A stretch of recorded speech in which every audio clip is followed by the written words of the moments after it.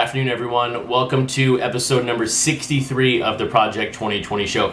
If you forgot that Mark McGwire, Ken Griffey Jr., and Mr. Cartoon were in this set, I don't blame you. It's been many weeks since those cards have been released, and they are both on the schedule for today. We are also going to talk about cards in the 2000 print run range. Can we still find value in those cards? All of that and more in one quick second. Welcome back to my channel and the home for all of your Project 2020 news and notes. My name is Chris, otherwise known as @CRT_Sportscards on Twitter and Instagram. And if you want the best website for Project 2020 news and notes, it's CRTSportscards.com. If you came to today's episode looking for sales charts, well, I have that for you, but I'm going to try to balance it out with the cards that have come out today and the sales charts overall. I wanted to take a look at where the cards in the 2000s were at. And the reason why I go with the 2000 range is because I don't think we are going to see a card print in that range again. Look at our most recent card that was the lowest possible, which was the Jacob Rochester by Dwight Gooden. That card was $31.75. And I think by all accounts, very few people like that. I did hear from some collectors around Jacob Rochester, but from the most part, a Rochester Gooden here, you're looking at one of the lowest printed artists and one of the lowest printed athletes came in at $31.75. So I find it very difficult when you mix in the current buying trends, the people trying to flip this, trying to collect this, how we ever get to under 3,000. So I want to say, okay, if this territory is sort of off limits for a current print run, which means long term, it's going to be a safe area to maybe collect and or pick up cards to maybe flip in the future. Or if you want to get long term here, you can invest in these cards. And I hesitate with that word at times, but if you're looking 2, 3, 4, 5 years on the road, there's only one way to consider it, and that's an investment. I'm more of the flip perspective. But before we talk about all of that, let's get to my second favorite card of the day, and it is this Ken Griffey Jr. by Mr. Cartoon. And it's for one simple reason. I just want to push his hat down. It just feels like his hat's a little up, and I get it. I know Griffey wears his hat backwards, but it just feels like it's up a little bit, so I just want to push it down. But let's talk about Mr. Cartoon here, where he's come in Project 2020 and Griffey to this point. This is Mr. Cartoon's 9th card in the set. We saw him most recently with the Ricky Henderson, and before that, the Mariano. And you can insert his last name there because I apparently pronounced it wrong. But when you look at his print runs, his highest printed card is Don Mattingly at 27,299. But I think it's critical here to take a look now at their second highest printed card, because we are now officially out of the bubble, and I don't think we're ever going to go back to those print run ranges. But his second highest printed card is 11,643 with his Jackie, and then his lowest printed card is the Roberto, his first card, 1,844. Now taking a look at Ken Griffey Jr., this again is his 9th card in the set. We saw him most recently with Joshua Vides, and then before that with the Old Man Allen card. From his print run perspective, his highest printed card is the Don C at 10,957, but right behind that is that Old Man Allen at 10,472, and his lowest printed card is King Saladin, his first card, at just 2,504. And now when you take a look at my favorite Mr. Cartoon and my favorite Ken Griffey Jr. card, I'm curious in the comments, what are your favorite cards of not only Old Man Allen and Mark McGwire, but of Mr. Cartoon and Ken Griffey Jr. The George Brett Mr. Cartoon is my favorite card at the moment just because of the blue. I really like that card and the way it looks compared to the other cards.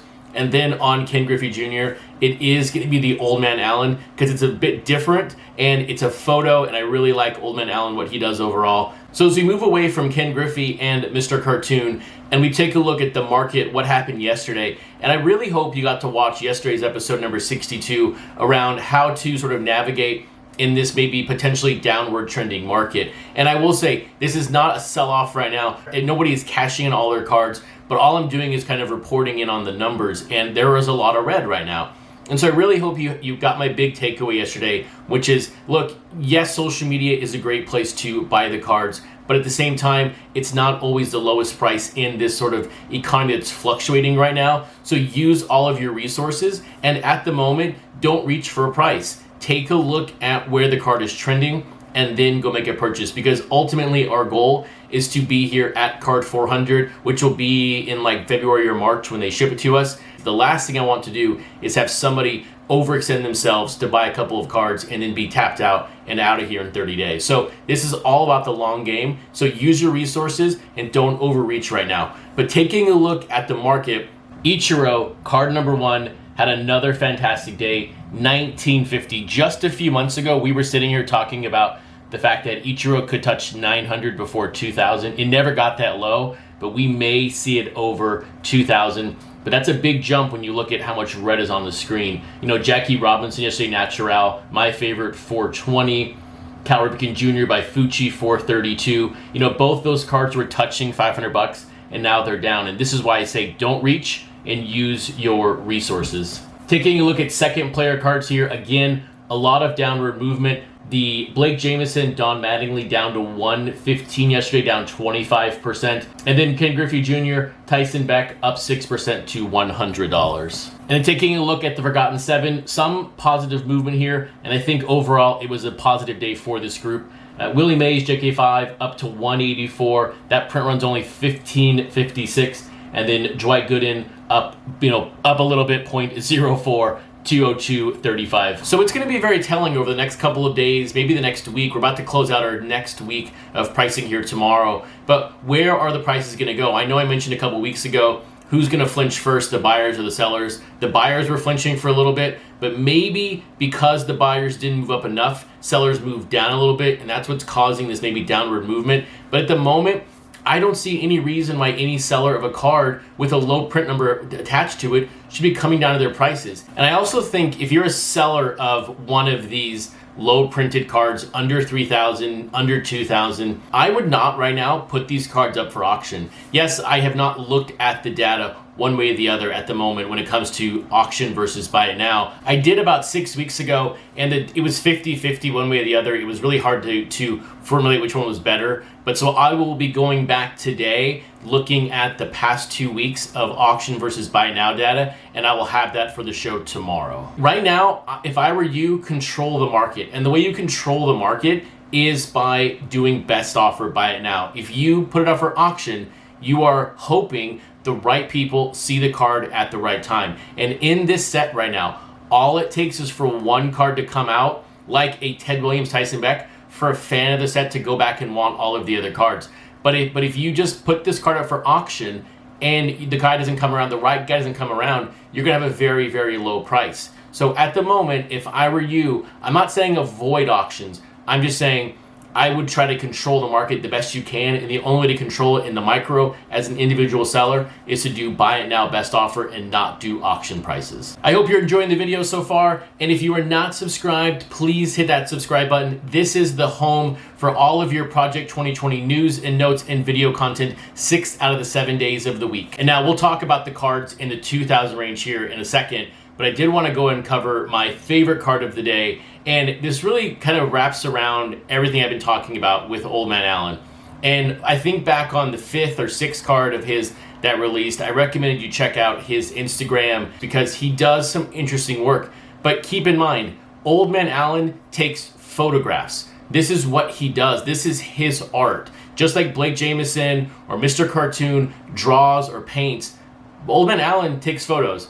And last time I checked, Mark McGwire, Ken Griffey Jr., Ted Williams are not playing right now, and he cannot go take a photo of them, so he finds the best photo for his style that fits sort of what he wants to do with this set. When you take a look at all of his work together, it looks amazing. So I never want to, I'm not trying to ever go to bat for an artist. I try to talk about my perspective as a fan of the set, but for anyone who keeps bashing Old Man Allen for the fact that he's not doing artwork, he is doing artwork. His artwork is photography. But let's take a look now at his set overall, and let's take a look at then Mark McGwire. So with this Mark McGwire, Old Man Allen joins Ermsey with 10 cards in the set, officially 50% done. On a print run scale, his Ted Williams outweighs everyone, 41,407. His second highest card though is that Ken Griffey, 10,472, and his lowest card is Tony Gwynn, card number 1, 1,302. And now when you look at McGwire, this is McGwire's 9th card in the set. Recently we had him with the Gregory Siff, the Burger card,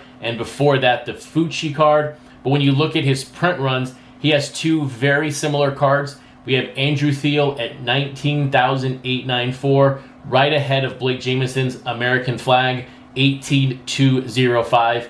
And then McGuire's lowest printed card is Keith Shore at $11,199. And now when I look at Old Man Allen and Mark McGwire, what are my favorites on Old Man Allen? Even though I did say Griffey, that's his best card right now, I do like Ted Williams on Old Man Allen the best. This is the card that made me notice Old Man Allen and then notice Ted Williams. So this is kind of the card that got me thinking about Ted Williams, and then Tyson Beck made me really look at Ted Williams overall. And then on Mark McGwire, it is his first card. I really starting to like the stained glass F-Dot Mark McGwire every single day that we move through this set. And that now brings us to cards under 3,000 in that 2,000 print run range. Where can we potentially find value long-term and maybe short-term value, but I still think of this as long-term value because I still think that in August, it's going to be a very, very difficult month for this set. Now, keeping in mind, in the 2,000 range, you have Mike Trout's first card and Ken Griffey Jr.'s King Saladin. So those cards are going to be on the chart just for a reference perspective, but they're not going to be used in the calculations of when it comes to average value and average print run. But when you take a look at this chart, what you really want to see are green in two categories. So double green. Green means potential value, a dollar value lower than the average, and a print run range under the average in the 2,000 range. So let's take a look at those numbers real quick. The average print run is 2,507, and the average value right now is $100.14. So you look at like Frank Thomas Ben Baller.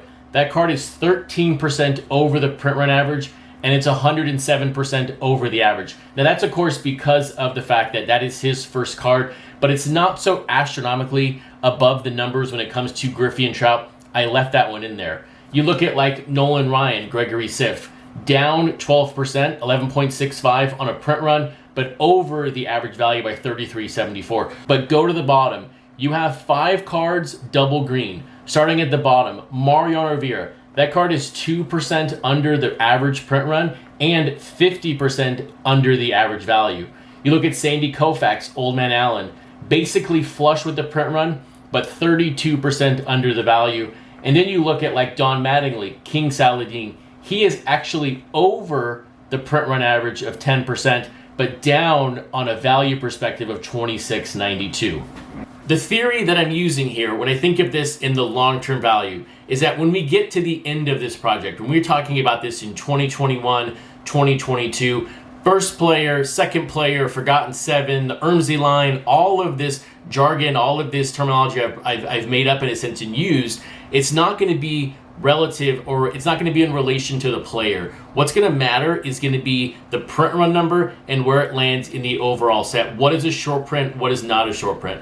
So if you're looking for potential value in the future, use this chart. And I'm not saying something like a Sandy Koufax, Old Man Allen, that's down 15% from the average print run and down nearly 30% in the value is all of a sudden next week going to be $300. Could it be in the near future? Absolutely. But that means every other card is going to go up with it. But when you look at the card right now, very, very low to the average on both categories. I really think that these 2,000 print run cards outside of the first couple of, outside the top 3, should all sort of be equal, should all be relative. And if you're curious, the cards that were grayed out are not first player or second player or Forgotten Seven. They're kind of even more of a hidden card in that 2,000 range. And this is why I'm calling this group from now on the Y2K group. So Monday pre-orders, where did they fall last night at 11 o'clock p.m. Pacific Standard Time? The George Brett by Matt Taylor, 35 pre-orders. And the Fucci Jackie Robinson, very, very low, only 23 pre-orders after one single day. 23 is very, very low. It's not our lowest, but it's tied for the lowest. And here is where it gets tricky. And if you go back to everything I said in this episode, I do not think that we are going to see a card again print in the 2000s. I think it's too difficult with the amount of fans in the set, the amount of people wanting to flip these on the small scale, and people buying these for the long term. Regardless of 35, regardless of 23, whatever it comes out after 48 hours, I still right now believe the floor in this set at the moment is $31.75. I don't see how a Jackie Robinson by Fucci or a George Brett by Matt Taylor, Prince under Jacob Rochester, Dwight Gooden. So on a print run scale, this is as straightforward, as routine as possible. 3.2 to 4.2. I could easily see these cards both coming in the low 3,500, but now because I've put out the fact that Robinson and Brett have low pre-orders, are people going to go buy these cards up? Possibly. We will see what happens. But keep this in mind. The last two cards of Matt Taylor came in at a 2.2% eBay penetration. And if George Brett gets to 55 pre-orders tonight at 11 o'clock with a 2.2% eBay penetration, that's 2,500 cards. I don't believe for a minute that we're going to touch that range. Could we? Yes, but I don't think everyone's left the set. So that's why I'm sticking with a very super simple 3.2 to 4.2 for these cards this time tomorrow morning. If you like this video, please give it a thumbs up. And if you want more news and notes from me, please check out that playlist on the screen right now.